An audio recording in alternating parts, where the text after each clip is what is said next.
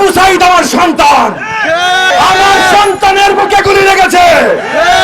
আবু সাইদের বুকে গুলি লাগার আগে আমার বুকে এই লাল সবুজের পতাকা আছে, আমার বুকে গুলি করো যদি সাহস থাকে। আজকে যারা ছাত্রলীগে আছে তাদেরকে ধরে নিতে পারেন, এইগুলা মানুষের বাচ্চা না, এইগুলা নমরুদের সন্তান। যেই সব নমরুদের বাচ্চারা সোশ্যাল মিডিয়াতে পোস্ট দেয় যে ঢাকা ইউনিভার্সিটিতে যাইতে তাদের লজ্জা লাগবে, রাজাকার দেখবে, এইসব নমরুদের বাচ্চাদের চামড়া ছিঁড়ে এই দেশ থেকে বিতাড়িত করা। ওদের আম্মা জান যেমন বলে, ওদের আম্মা জানের বিরুদ্ধে যে সে রাজাকার, তার এই দেশে থাকার অধিকার নাই। আসলে ওদের আর ওদের আম্মা জানের এই দেশে থাকার অধিকার নাই। ছাত্র তরুণ আমাদের সকলের সন্তান, ছাত্র তরুণ আমাদের সকলের ভবিষ্যৎ। কেউ যদি এদের গায়ে হাত তুলে, পুলিশ বাহিনী হোক, লাঠাল বাহিনী হোক, আর বিদেশি আর্মি বাহিনী হোক, তার হাত আমরা ভেঙে দেব ইনশাআল্লাহ। ছাত্র লীগ টোকাই লীগ না, এরা হেলমেট বাহিনী। টোকাইরা ভাই তাদের একটা পরিচয় আছে, তারা রাস্তায় কষ্ট করে খায়, তাদের জন্য আমাদের রেসপন্সিবিলিটি আছে। এই ছাত্রলীগ হলো ফ্যাসিস্ট সরকারের লাঠিয়াল বাহিনী, এই ছাত্রলীগ হলো নব্য হানাদার বাহিনী। এদেরকে ছাত্র আকারে পরিচয় নিবেন না। এবং যাদের অল্প একটু মানবতা বোধ ছিল, গত কয়েকদিনে শত শত হাজারে হাজারে তারা ছাত্রলীগ ত্যাগ করেছে। এই দেশ 18 কোটি বাংলাদেশি জনতার, এই দেশ কারোর বাপের না। তুমি প্রধানমন্ত্রী হও, তুমি মন্ত্রী হও, তুমি কোন পার্টির নেতা হও, তোমার বাপের এই দেশ না।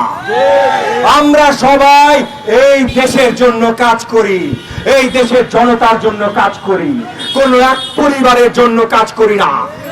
এক পরিবারের জন্য দাঁড়ায়, এক নায়কতন্ত্রের জন্য দাঁড়ায়, বিদেশি রাষ্ট্রের শাসনের জন্য দাঁড়ায়। তারা হলো সত্যিকারের রাজাকার। এই রাজাকারদের বিরুদ্ধে বেদনা নিয়ে, ক্ষোভ নিয়ে আমাদের সন্তানরা ক্যাম্পাসে ডাক দেয়, আমি রাজাকার। আর এই যে আমাদের সন্তানরা যখন বেদনা নিয়ে ডাক দেয় আমি রাজাকার, যেই সব নমরুদের বাচ্চারা ওদেরকে আসলেই রাজাকার বলে ডাক দেয়। এই দেশ এই নমরুদের সন্তানদের মুক্ত করতে হবে।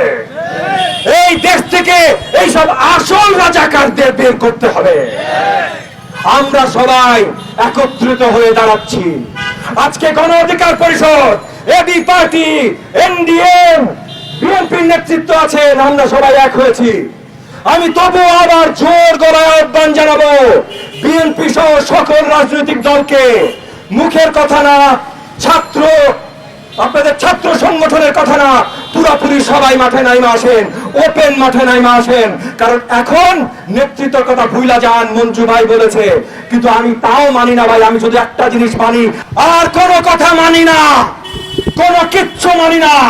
সব আন্দোলন এই পিশাচ বাহিনীর বিরুদ্ধে আন্দোলন, সব আন্দোলন আবু সাইদের হত্যাকাণ্ড, এই যে দশে দশে আমার ছাত্র সন্তানদের লাশ মাটিতে ফেলছে, এদের আন্দোলন, এদের যে ত্যাগ শিকার, এই ত্যাগ শিকারের সঠিক রেজাল্ট আনার আন্দোলন। এবং এই আন্দোলন একমাত্র এই পৈশাচিক হানাদার, নব্য হানাদার বাহিনী, ফ্যাসিস্ট আওয়ামী সরকারকে নামানোর আন্দোলন। এই আন্দোলনে সবাইকে একত্রিত হইতে হবে। এরপর আমরা সবাই এখন আমরা বক্তব্য সব শেষ করে আমাদের ফলেন ব্রাদার্স, আমাদের সন্তানরা যারা প্রাণ হারিয়েছে, একত্রিত ভাবে আমরা সবাই তাদের জন্য দোয়া পালন করব। সবাই আমাদের সাথে থাকবেন। জয় বাংলাদেশ। আমরা একটু আগেই খবর পেলাম ঢাকার বিভিন্ন জায়গায় যেখানে শিক্ষার্থীরা আন্দোলন শুরু করেছে, বিশেষ করে ইডেন কলেজের সামনে ইডেনের শিক্ষার্থীরা তারা রাস্তায় নেমেছিল, প্রতিবাদ জানাচ্ছিল। দেখেন এই নারীদের উপরে ছাত্রলীগ, সেখানে ছাত্রলীগের যারা নারী কর্মী রয়েছে, যারা পুরুষ কর্মী রয়েছে, তারা মিলে এই নারী শিক্ষার্থীদের উপরে ব্যাপকভাবে হামলা করেছে, নারীদেরকে লাঞ্ছিত করেছে। এবং যশোরে সহ বিভিন্ন জায়গায় আমরা তথ্য পাচ্ছি, গতকাল চট্টগ্রামে হামলা করেছে, দেশের বিভিন্ন জায়গায় সরকার দমনপীড়ন শুরু করেছে। অর্থাৎ গতকাল প্রধানমন্ত্রী যে বক্তব্য দিয়েছেন তার এই বক্তব্যের মাধ্যমে তিনি ছাত্রলীগকে বেপরোয়া হওয়ার নির্দেশনা দিয়ে দিয়েছেন এবং গতকাল রাত থেকেই ছাত্রলীগ বেপরোয়া হয়ে গিয়েছে। আজকেও ঢাকার বিভিন্ন জায়গায় ইডেন, ঢাকা কলেজের শিক্ষার্থী সহ বিভিন্ন শিক্ষার্থীদের উপরে বিভিন্ন জায়গায় হামলা করছে। আমরা বলতে চাই শিক্ষার্থী বন্ধুদেরকে যে আপনারা প্রতিরোধ গড়ে তোলেন। আপনাদের দেওয়ালে পিঠ থেকে গিয়েছে, যদি আপনারা ছাত্রলীগের সামনে দাঁড়াতে না পারেন তাহলে তারা কিন্তু আপনাদেরকে ব্যর্থ করে দিতে পারবে। সুতরাং আমরা 18 সালে 8 অক্টোবর থেকে 11 অক্টোবর পর্যন্ত যেভাবে আমরা প্রতিরোধ গড়ে তুলেছিলাম এবং ছাত্রলীগ একসময় পিছু হটতে বাধ্য হয়। সুতরাং সাধারণ শিক্ষার্থীরা, আপনাদের শক্তি অনেক বড় শক্তি। আজকে বিভিন্ন জায়গায় আপনাদের উপর যে হামলা হচ্ছে, আপনারা সংখ্যায় বেশি, আপনাদের সংখ্যার কাছে তারা কিছুই না। আপনারা যদি প্রতিরোধ গড়ে তুলতে পারেন, আপনারা যদি ঐক্যবদ্ধভাবে মোকাবেলা করতে পারেন তাহলে ছাত্রলীগ পিছু হটতে বাধ্য হবে। 8 এপ্রিল রাতে ওই সময় যেটি হয়েছিল, ছাত্রলীগের তৎকালীন কেন্দ্রীয় সভাপতি সাধারণ সম্পাদক, ঢাকা বিশ্ববিদ্যালয় শাখার সভাপতি সাধারণ সম্পাদক, তারা আমাদের উপরে রড লাঠিসোঁটা নিয়ে হামলা করতে এসেছিল। সাধারণ শিক্ষার্থীরা যখন মোকাবেলা করে তারা লেজ গুটিয়ে পালিয়ে যে ক্যাম্পাস ছাড়তে বাধ্য হয়। ঠিক একইভাবে এখন যদি আপনাদের উপরে হামলা করে, আপনারা যদি একতাবদ্ধ হয়ে আপনারা লড়াই করতে পারেন, প্রতিরোধ গড়ে তুলতে পারেন, তাহলে ছাত্রলীগ আপনাদের কিছুই করতে পারবে না। ওই সময় আন্দোলনের মুখে যেমনিভাবে সরকার আমাদের দাবি মেনে নিয়েছিল, ঠিক একইভাবে আপনারা যদি জোরালো আন্দোলন করতে পারেন, মোকাবেলা করতে পারেন, প্রতিরোধ গড়ে তুলতে পারেন, তাহলে সরকার আপনাদের দাবি মেনে নিতে বাধ্য হবে। আমরা শিক্ষার্থীদের উপরে যে হামলা হচ্ছে, বিভিন্ন জায়গায় নারীদেরকে লাঞ্ছিত করা হচ্ছে, আমরা 18 সালের আন্দোলনকারী এবং সংগঠকদের পক্ষ থেকে এই হামলার তীব্র নিন্দা এবং প্রতিবাদ জানাচ্ছি। আমরা সরকারকে বলবো, হামলা মামলা করে আন্দোলন দমন করতে আসবেন না। আপনারা এই বেপরোয়া ছাত্রলীগকে থামান। সাধারণ শিক্ষার্থীদের যে দাবি, সেই দাবি যৌক্তিক, এই দাবি আপনাদেরকে অনতিবিলম্বে অবশ্যই মেনে নিতে হবে।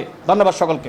প্রধানমন্ত্রী গতকাল যে ধরনের শব্দ চয়ন তিনি করেছেন, আমরা আগেই বলেছি দায়িত্বশীল জায়গায় থেকে এই ধরনের শব্দ চয়ন করা যায় না।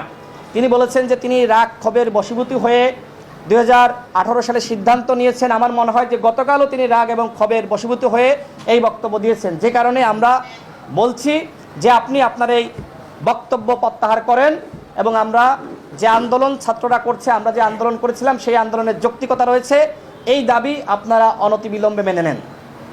ধন্যবাদ। আপনার বিষয়ে একটু প্রধানমন্ত্রী যে কথা বলেছেন, দেখেন উনি বলেছে আমরা কি কোটা তাহলে রাজাকারের নাতিপুতিদেরকে দিব।